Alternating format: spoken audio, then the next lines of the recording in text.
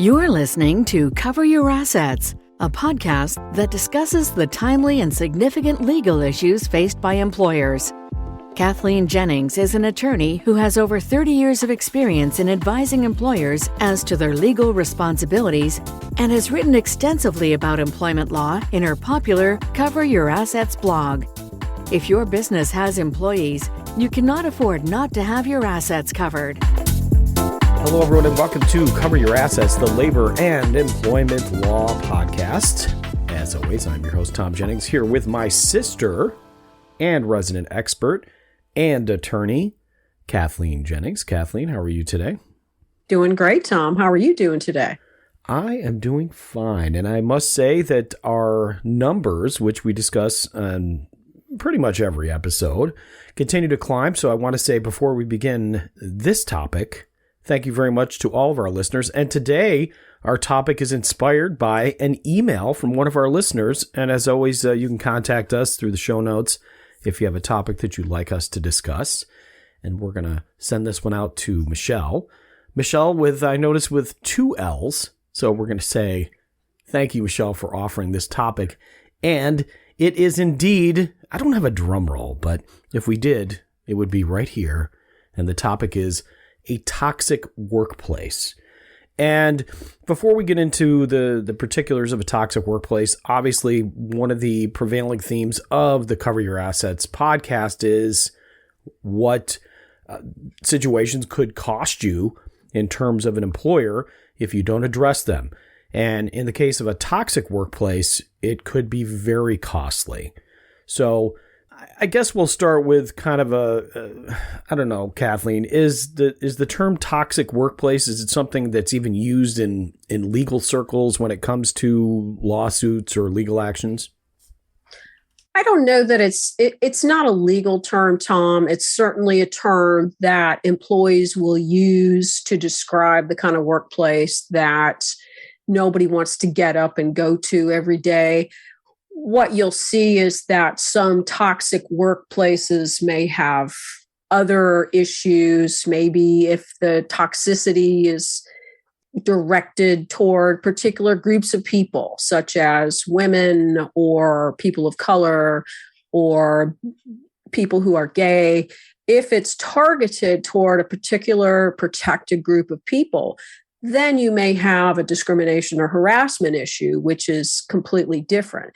Just being a toxic workplace doesn't necessarily mean you have a legal problem, but in today's job market, if you want to cover your assets, one of the things you need to do is limit the amount of people that are leaving and the number of people that you have to train.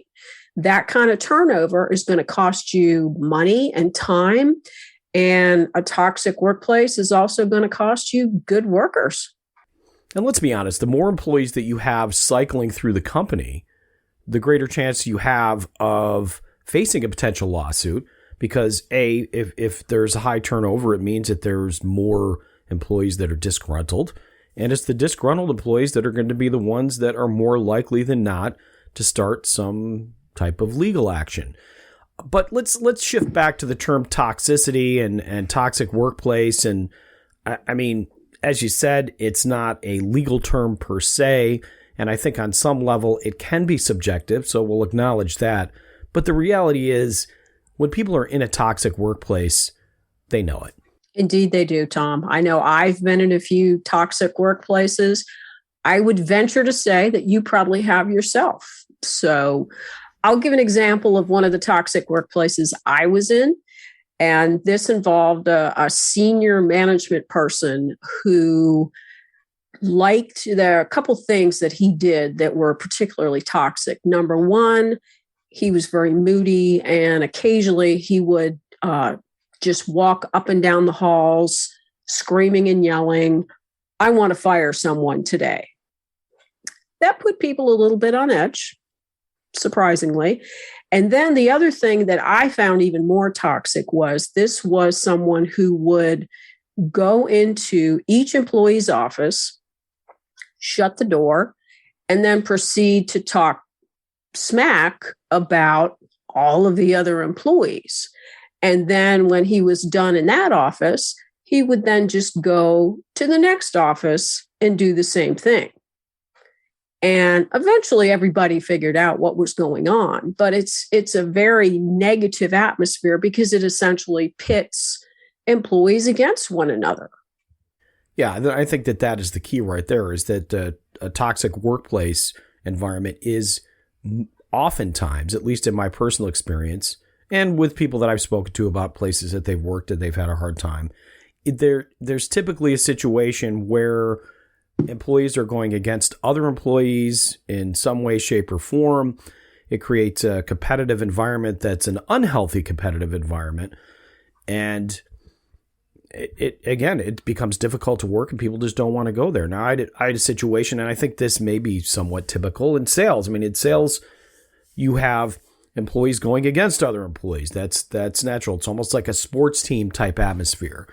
But we had a supervisor that had a favorite employee and would give that employee the better leads and those types of things. So then this created a lot of resentment amongst the rest of the staff, and everybody was complaining, and eventually that entire staff turned over. So I guess the question would be this. I would assume that the best way to address a toxic work environment is in hiring of mid-level supervisors, because I feel like they are the one that can either mitigate the circumstances or they're just going to add fuel to the fire.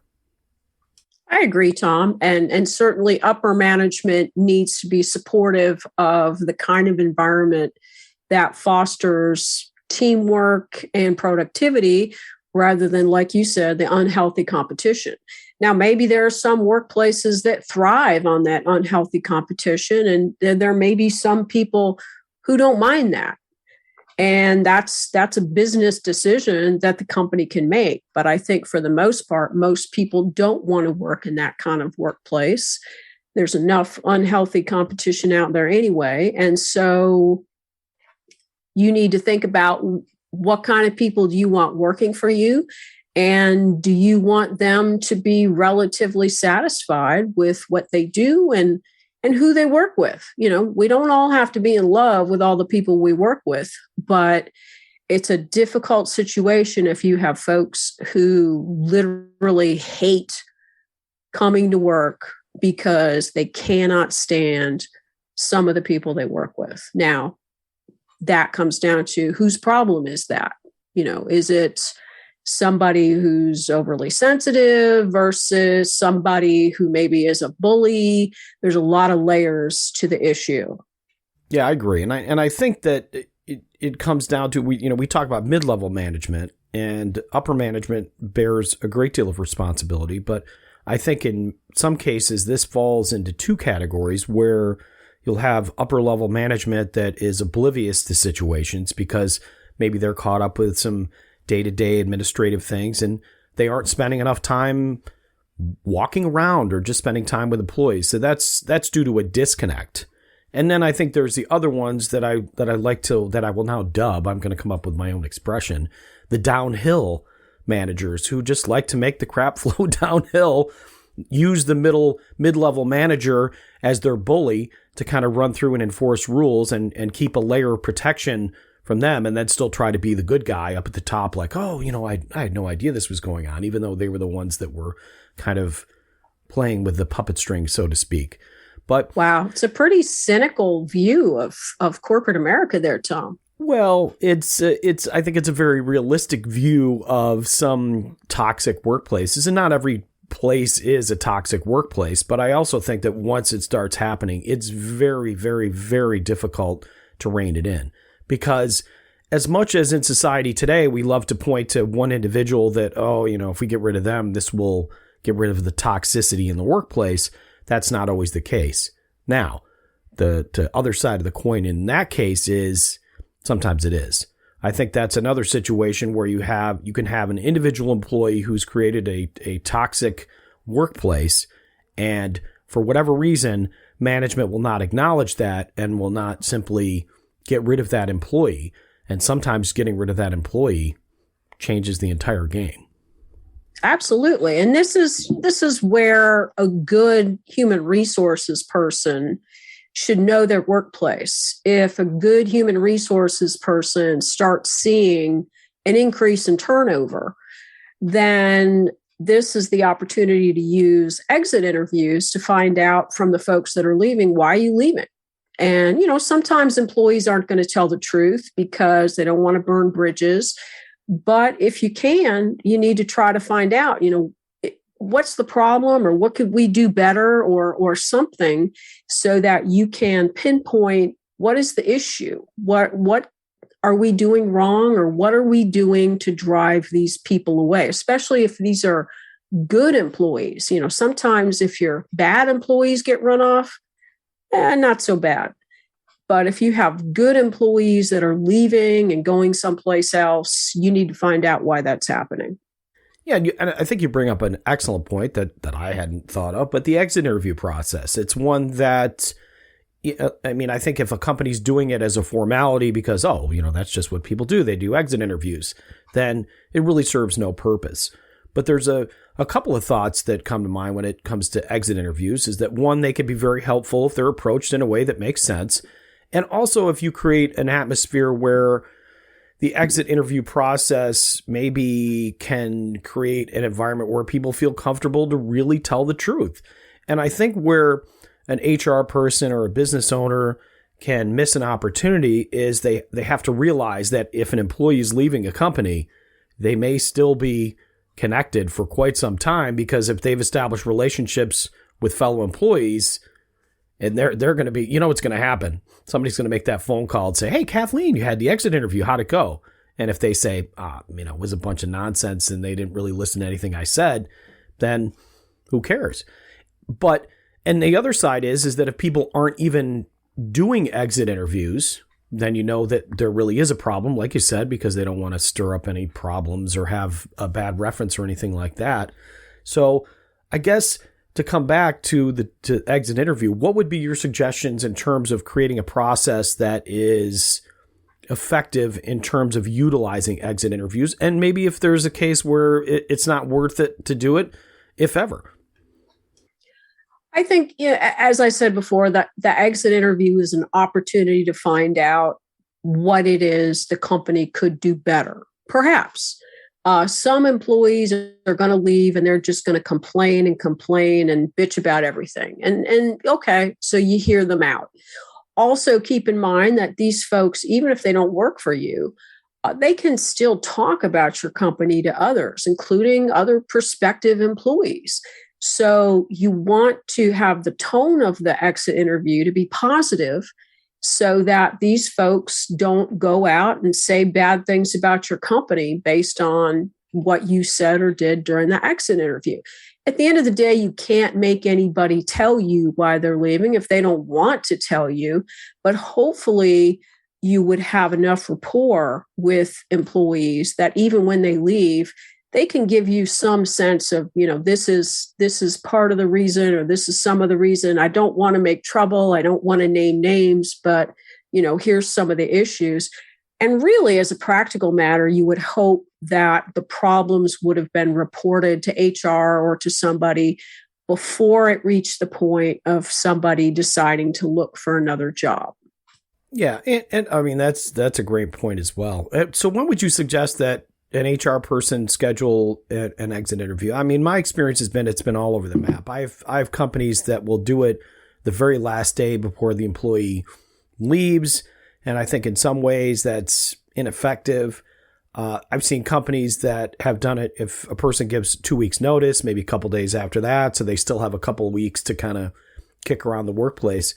I mean, my thought would be it's better to do it sooner than later, because somebody gives their notice, they may burn some vacation time. Again, at a couple weeks later, they'll just be, I don't want to deal with the hassle. So I think right after somebody has given notice is probably when they're thinking about why they gave notice in the first place.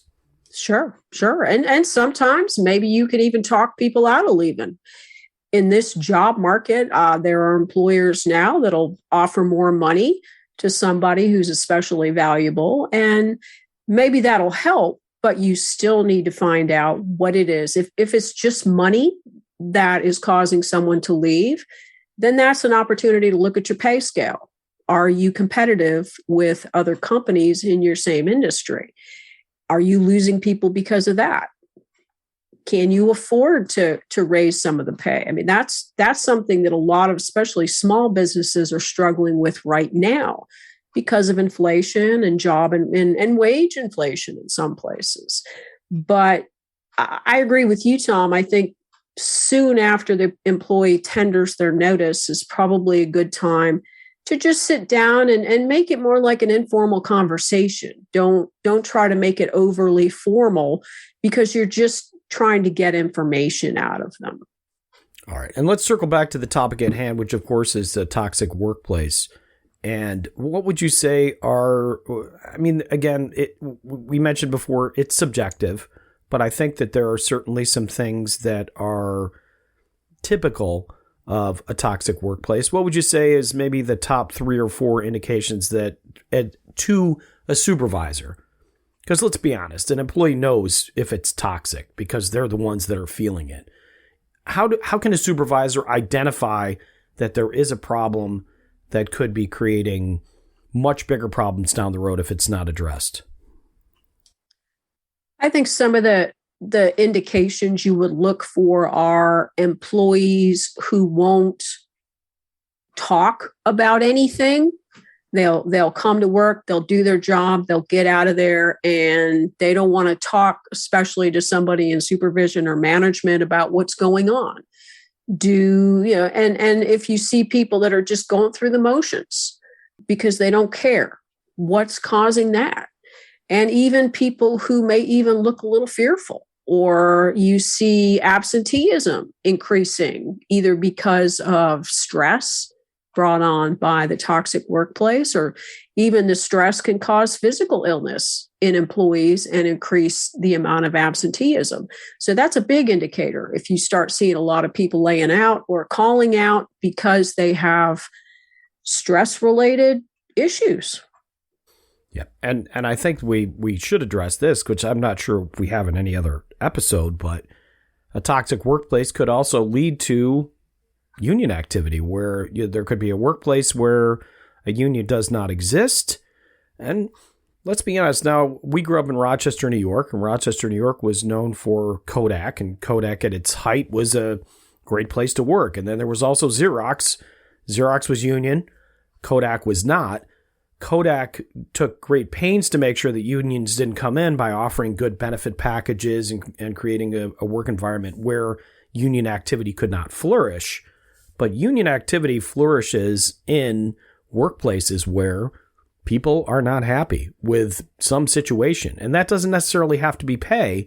It can be working conditions. It can be perceived, favoritism in terms of promotions and nepotism and all that kind of stuff. Yep. And right now, Tom, in this economy, in this atmosphere, unions are stronger than they've been in a long time. I believe over 60% of Americans view unions in a favorable way. So that is absolutely something that a toxic workplace is vulnerable to, which is unionization. And now more than ever, it's something that you would have to watch out for. And once that union gets in, it is really hard to get out. Yeah. And that could be an asset changer for a business. And a big one. I mentioned is another thing, nepotism and favoritism. And I think they're kind of, I guess for lack of a better term, kissing cousins. Not that I might have cousins kiss. Well, kind of, but you know what I mean? So even if nepotism or favoritism doesn't exist, still the perception of it can be a huge, huge problem. So what would be your recommendations in terms of maybe trying to avoid that or address it? Because I can think of many workplaces that I've been at where, a cousin's been hired or a best friend's been hired, and they create this little clique of a team. And even if the team isn't too bad, people will say, well, the only reason this person got promoted was because of this, this, and this. How do you avoid that, or do you, or how do you address it so that doesn't get out of hand? That's a hard thing to probably either avoid or address, especially, if you have a family business, you're necessarily going to have members of the family in the business, such as if you had a bagel business and maybe you had your wife there and, husband and wife, and then a son or somebody. I mean, how does that look? I think the members of the family need to probably work harder than the other folks who are not members of the family, just to show that they're there on their own merits. For the favoritism and that kind of, favoritism in the workplace, there's really no place for that. It's not appropriate. And that can be very toxic because it's very demoralizing to the folks that are not considered the favorite, because they feel like nothing they do is ever going to get them ahead. And I'll throw another situation out because this is another one I've dealt with on many occasions. And that is the habitually absent employee that everyone else has to do extra work because they never come to work. And yet for some reason, the perception is that they don't want to get rid of this individual. And that kind of goes back to something we said early in the episode about there are situations where the toxicity in the workplace is directly related to an individual or maybe a handful of individuals. So, I mean, I've been in situations where there's a particular employee that calls in sick all the time, and everybody else has to pick up the slack because for whatever reason, the employer, well, I don't want to say for whatever reason. I mean, I get it from an economic standpoint. You can't necessarily hire another person to replace a person that exists. But what happens is if you have people that are habitually absent, then other people have to do more work. It creates a lot of resentment. Yes, it does. Yes, it does. And that's, that could be a situation where that employee, the absent employee, is protected by FMLA or the ADA. And so it's very difficult for the employer to do something about it. But even under the ADA, the ability to report to work is considered an essential function of pretty much every job. So habitual absenteeism to the point where other people are having to perform that job is a problem. And I think the other thing that you have to consider when it comes to an individual that may be the cause of the toxicity in the workplace is that you have to be cognizant of any potential claims of discrimination. So it goes back to what we said in previous episodes. Document, document, document. If you see an employee that is starting to cause problems, hurting morale, complaining to other employees, you got to start the process. You have to be fair, because if for some reason they're in a protected class, and even though you've terminated them specifically because they've created a difficult situation at work, then you could be exposing yourself to a lawsuit. And I see these lawsuits all the time. I mean, usually you'll read in the paper where someone will say, well, I was definitely discriminated against. And the employer's counterclaim is that, no, you were just a horrible employee. Like, we had to get rid of you because you were creating a toxic workplace environment. So again, common sense advice, but document, make sure that you're specific. And I mean, unfortunately, toxic is said subjective, but there are things that an employee can be doing that certainly can be documented to make sure that you're keeping your ducks in a row. Not sure why we have ducks, but I think because you want to cover your assets. So you're documenting that process in order to cover your assets. I would also throw out the monkey wrench in that scenario is, how about the employee that is so valuable, either because they have specialized knowledge or skill, or they are above and beyond the highest salesperson or something, but at the same time, they are toxic for whatever reason. That's a hard situation, because on the one hand, you have this employee whose performance is valuable to the company. But on the other hand, this is someone who's driving people away from your company. And that's a hard situation for employers to deal with. Yeah, and that's to me that doesn't seem like a very uncommon situation. And I know I've faced it in different workplace situations, and at the end of the day, nobody's irreplaceable.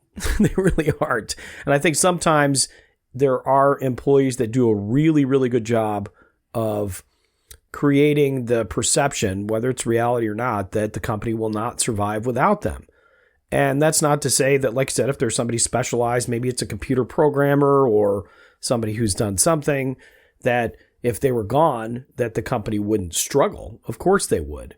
But you're right. You got to pick and choose. You got to decide whether you're going to look out for the greater good of the company and maybe the long-term growth of the company, or live in fear, I suppose, because that sounds like a fear proposition. Well, if I terminate Kathleen, then I don't have a person who can do this, this, and this. And, what are we going to do? But The flip side is, if we don't get rid of this toxic employee, then everybody else is going to leave. So that's a tough scenario, but I think it's one that employers have to be very cognizant of, because, like I said, it could come down to, well, we held on to this one employee and then 3 other ones turned around and filed a lawsuit against us because of the workplace atmosphere. Right. Absolutely. All right. Well, this has been a spirited episode. I feel like all of our episodes are spirited, Tom. And let me point out that I have received a compliment on our witty repartee during our episodes. Well, I would say thank you if I knew how to spell repartee. I think it's REPARTE with a little thingamadude on it. Is that French? Well, this is oral, so I don't know that you have to actually spell it in order to be able to say it. Closed captions. Somebody's got to figure out what it is. So we have to pronounce it correctly and know how to spell it if we have to go in and change it. But let's say our witty banter. How about that? Banter is much better. Yeah. Let's back up. So, Tom, I've received a compliment on our witty banter on these episodes. So I wanted to pass that on to you so that you would be aware that we are witty when we banter. Witty, and we are banterish. It's almost like we grew up together as brother and sister. It is. It's crazy, isn't it? Yes, absolutely. Well, let us conclude with some takeaways. And on my end, the other thing that come to mind, again, toxic workplace. If you're top level management, make sure that you're connected, that you know what's going on. And if you're mid-level management, again, you're on the ground and you got to make sure that you're talking to people. Don't have your one little favored workplace person be the only person that you talk to. Make sure you're talking to everybody. I've been in plenty of situations where the supervisor talks to 1 or 2 people and they get a very different impression of the workplace than the reality for the other people. And of course, if you have a toxic work environment that's related directly to one individual, address that individual. Document if you're going to have to get them out of the workplace, if you're going to terminate them, again, terminate them with dignity. I think we did an with dignity. On that. Yes, we did. Anything else that you can think of? Make good use of your exit interviews so that you can find out the root cause of employee turnover. Absolutely. Yeah, I forgot about that one. Exit interviews. We could do a whole episode on that. No, we couldn't. I don't know what we do. I feel like if we could do 30 minutes just talking about exit interviews, we could earn like a podcast Grammy or something. That would be incredible. I feel like that's something that Thom Jr. could help us with. Yeah, maybe we'll talk with him about it. But as always, what's your contact information so people can get in touch with you? Like our first email suggestion for a topic from Michelle with 2 L's. We welcome show suggestions and feedback. And if you want to send them to me, send them to my email address at kjj@wimlaw.com. All right. And as always, thank you very much from the Cover Your Assets podcast for continuing to listen, to share, all that kind of good stuff. We need some reviews out there. So if you're a review type person and you want to write something nice about us, please do. And if you want to write something horrible about us, please don't. Because we don't want that. I agree. That would create a toxic podcast atmosphere, which we absolutely don't need that. No, none of that. None of that. No. All right. And again, thank you very much for listening. I will see you next time along with my sister and resident expert, Kathleen Jennings. I want to say thank you. We'll see you next week.